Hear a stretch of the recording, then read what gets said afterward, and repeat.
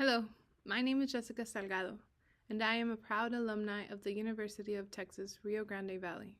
As a former UTRGV student, it is exciting to return to the university that has already played such an important role in shaping my path as an educator. I am currently a middle school math teacher, and my passion is helping students succeed academically and personally.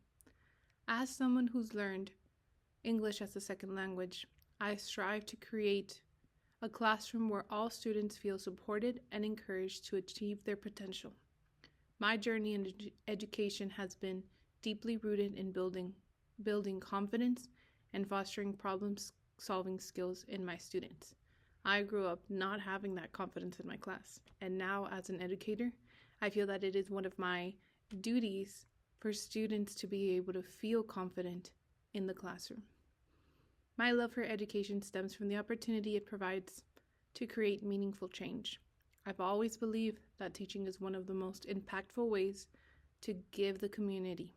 For me, teaching math goes beyond numbers and equation. It's about helping students connect these skills to real applications and developing their critical thinking. My philosophy of teaching. My teaching philosophy focuses on student-centered growth, adaptability, and data-driven decision-making. I believe every student has the ability to succeed with the right strategies and supports, which require constant reflection and adjustment on my own part as an educator. I heavily rely on student performance data to guide my instruction and improve outcomes. Through formative assessments, platforms like Mathia, and exit tickets, I identify areas where students struggle and adjust my teaching to address those gaps. Data analysis allows me to personalize instruction, whether it's through small group interventions or whole class reteachings. One example is during our weekly RTE time. This year, our school has gifted us that time early in the morning where I can focus what we call hotspots. These are areas where data indicates students are struggling the most, or where really low skills or techniques from the prior STAR assessment are focused on. In small group settings, I can reteach key concepts and provide targeted practices for those students. For instance, when a majority of the students are struggling with solving equations, I use the RTE time to create a hands-on activity and personalized problem sets to address those needs. During this RTE time, it also gives the students the chance to feel more comfortable to express what they already know about math, or at least to try and answer a question that they might be doubting. My classroom emphasizes student independence and self-reflection. Each warm-up includes a self-rating system where students rank their confidence solving similar problems from a scale of 1 through 5. This is the example. Here in the bottom, they're Monday, Tuesday, Wednesday. They have that ranking. At the end of the week, then, students will engage in a reflection exercise where they identify areas they have worked on, they're struggling, and their goals for the following week.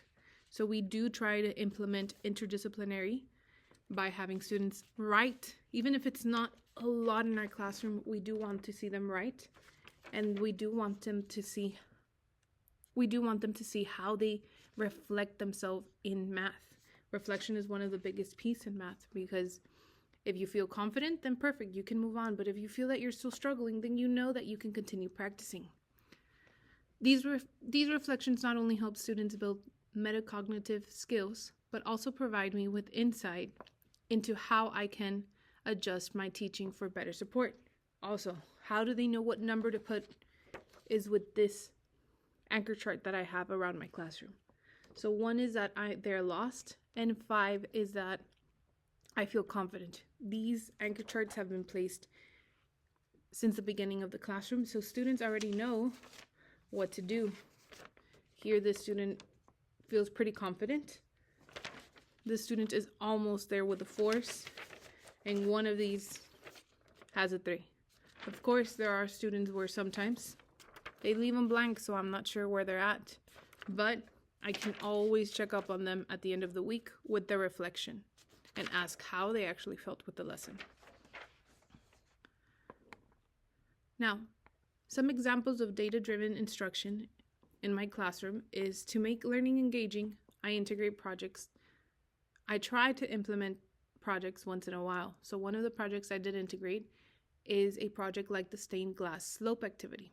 This project not only reinforces concepts like slope, linear equation, but also encourages creativity.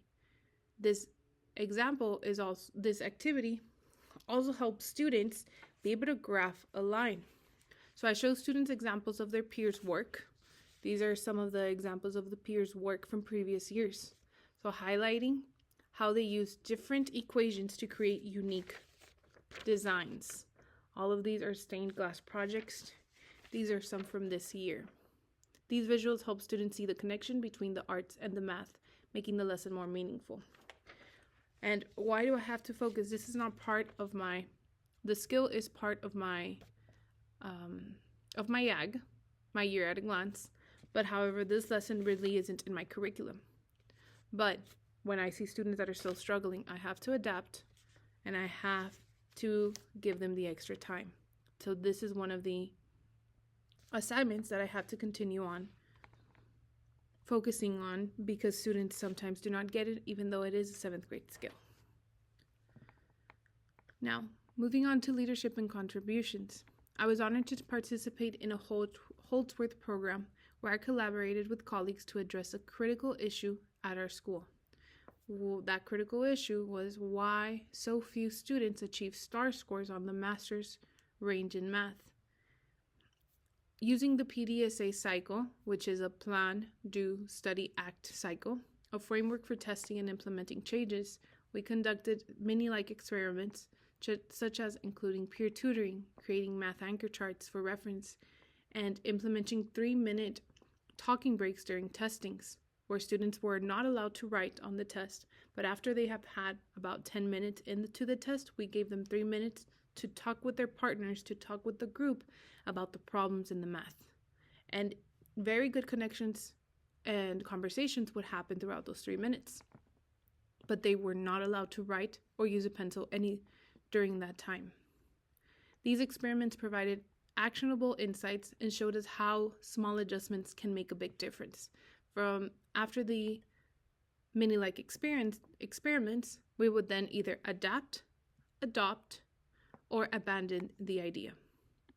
I am also currently enrolled in Texas A&M, the Aggie Stellar program, a non-degree certification focused on STEM education. I am a huge person that I love continuing to learn.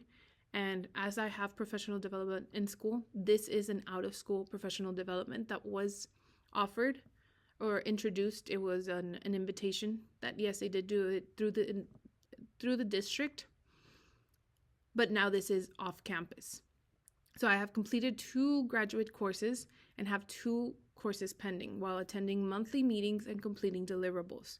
This program has enhanced my ability to design interdisciplinary STEM projects, integrate real-world applications into lessons, and collaborate with educators across from Texas, mainly from the UTRGV and Houston area. In addition to teaching, I have taken leadership roles outside of the classroom. I am currently a yearbook coach. This was our yearbook last year. We first started last year. We did not have a yearbook. We have not had a yearbook often. Where I guide students in managing layouts, photography, and deadlines. I am also a co-sponsor for Battle of the Book, supporting another teacher who was hesitant to do it alone. So this teacher, she did really want to join. She did really wanted to lead it, but she was afraid of doing things alone. And together we encourage students to embrace reading through friendly competition and collaboration. And I am also the lead robotics coach. I have been a robotics coach for about 3 years or 4, 3 or 4 years, but this is the year. Last year I became the lead robotics coach. So now I'm helping 3 other coaches managed their own teams while still having my own team. So together in STEM, we have 4 teams that are advancing or that are participating in robotics practices. Now, my professional growth has been a constant priority, like I said, in my career. I regularly reflect on my teaching practices, attend professional development workshops, and seek innovative ways to enhance instruction. For example, I attended many trainings using the engineering design process, project-based learning, and technology integration in the classroom that were given from Texas A&M and that were given also from Holtzworth. The STEM projects I developed, such as a cruise ship engineering design process that allowed me to apply what I've been learning from the Aggie Study program. These projects help students connect STEM concepts to real-world problems, like focusing on structured processes, like the engineering design process. By reflecting on the success of these projects and seeking feedback, I continue to refine my approach. Reflection isn't just for students, but it's also centered around my professional growth. After implementing a new lesson or strategy, I analyze what worked and what could be improved. For instance, when I introduced the stained glass activity, I noticed that students struggled with the equations correctly. This feedback led me to create a guide practice worksheet for students for future classes, improving the project's effectiveness. By joining the graduate program at UTRGV, I aim to deepen my understanding of instructional strategies, data, analysis, and leadership development. I'm eager to learn from experienced educators and share my own insights, creating a collaborative environment where we can all grow together. As a UTRGV alumni, I know the university's commitment to academic excellence and community impact firsthand. The focus of their teacher efficacy aligns with my ongoing efforts to enhance student learning through data-driven instruction. Innovate teaching. Please excuse me. I am in a portable and the lights turn off. So the focus of teacher effective aligns with my ongoing efforts to enhance student learning through data-driven instruction and innovative teaching methods. This program will provide the tools and knowledge I need to address challenges in education, refine my teaching practices, and expand my leadership skills. I am particularly excited about learning advanced techniques for analyzing student data and developing targeted interventions to close achievement gaps. For example, when I joined the Holtzworth program when I was invited by my principal, I hadn't noticed the root cause at our school, which is why isn't our master's students, or why don't we have more master's students performing in masters since we are a specialty school? And it wasn't without my principal that I was able to realize that with our data. My ultimate goal is to create equitable and high-quality educational experiences for all students. I want to continue integrating STEM projects, advocating for bilingual learners, and contributing to district-wide initiatives that provide teacher efficacy and students' achievement. I also want to be a good leader eventually for other teachers. I feel that I have one of the best principals, and this is my first ever principal, my first ever job as a professional teacher, and she makes me feel valued, appreciated, and that my work is contributing to our society. That is what I want to give in return to the other teachers around the RGV, around my district, that feel that maybe they are not heard or that they are not supported. I want to be that rock that can help them as well. Thank you so much for considering my application. It has been tough trying to get it in due to emails and last names and things that are changing. Returning to UTRGV feels like coming home, and I'm excited about the opportunity to continue growing as an educator. I look forward to contributing to this program and using what I learn to make a meaningful impact in the lives of others, the lives of students, and my community. Thank you.